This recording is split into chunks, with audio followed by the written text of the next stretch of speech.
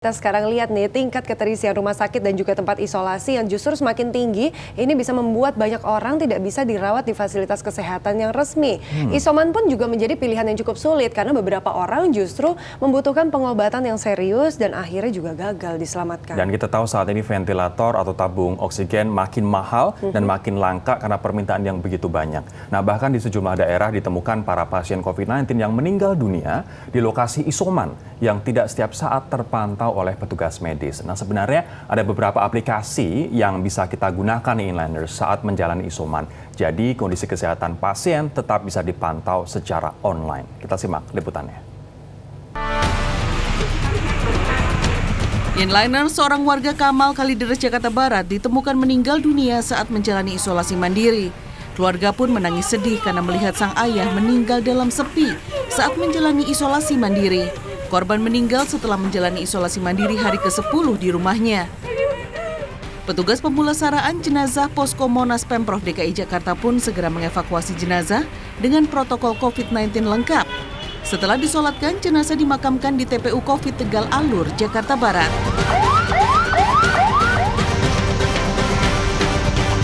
Hal yang sama juga menimpa seorang penjaga rental mobil. Ia ditemukan dalam kondisi tidak bernyawa di perumahan Gading Fajar, Desa Siwalan, Sidoarjo, Jawa Timur saat menjalani isolasi mandiri. Korban dinyatakan positif COVID-19 setelah mengalami gejala sakit tenggorokan dan sesak nafas. Awalnya korban dilarikan ke RSUD Sidoarjo, namun karena rumah sakit penuh, ia diminta menjalani isolasi sendiri di rumah. Korban sempat mengeluhkan sesak nafasnya semakin parah dan akhirnya ditemukan meninggal dunia saat warga hendak mengirimkan makanan dan tabung oksigen. Ternyata tadi pas ngirim, ada orang saya ngirim ke sini, ngirim makanan sama ngirim tabung oksigen. Ternyata dilihat kok nggak bergerak, dipanggil nggak nyaut.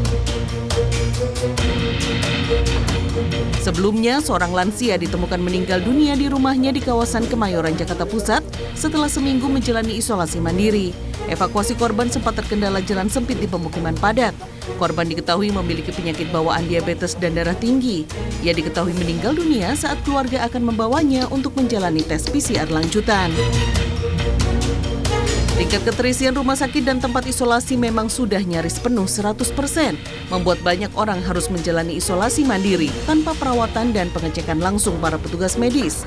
Sebagai penggantinya, Anda bisa memanfaatkan berbagai aplikasi layanan kesehatan berbasis online yang juga memberikan panduan isoman.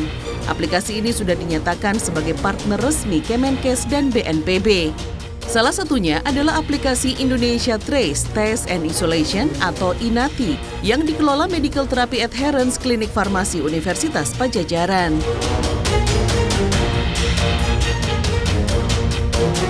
Nah, itu adalah runutan juga mulai dari gejala-gejala COVID. Biasanya yang paling parah justru malah setelah hari ke-7 sampai dengan hari ke-12 ini masa-masa paling kritis. Tapi